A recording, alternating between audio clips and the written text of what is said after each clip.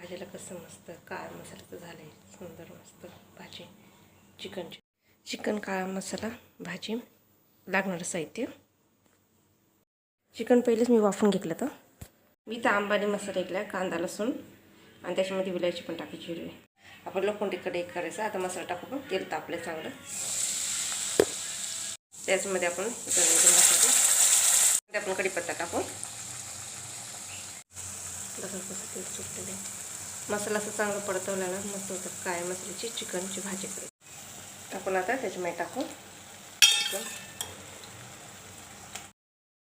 आवडण्यासाठी तुम्ही मीठ टाका.